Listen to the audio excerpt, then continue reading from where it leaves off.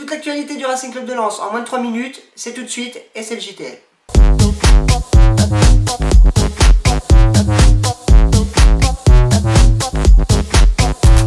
Ça devrait bouger niveau départ, c'est en tout cas ce qu'a déclaré Gervais Martel en conférence de presse samedi. Toujours sous contrôle de la masse salariale par la DNCG, le Racing doit donc se séparer de plusieurs joueurs pour une hypothétique nouvelle recrue. Le président lensois n'a pas joué la langue de bois et a évoqué quelques noms. Nicolas Sarru va probablement partir à Montpellier.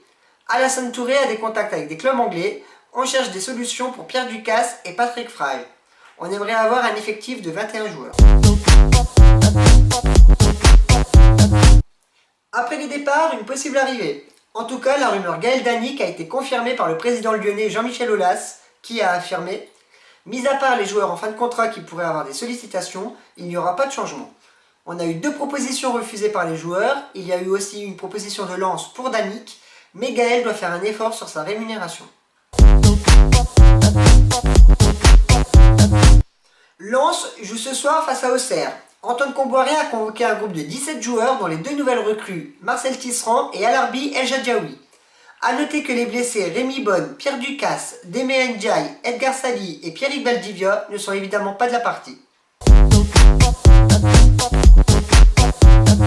Michel Sédou a définitivement exclu la venue du Racing Club de Lens dans l'enceinte du Grand Stade.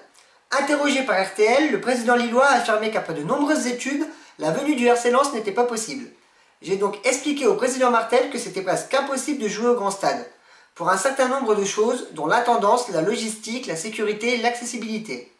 Lens a donc encore plusieurs choix possibles, le stade de Valenciennes, celui de Calais ou d'Amiens, ou encore le stade de France.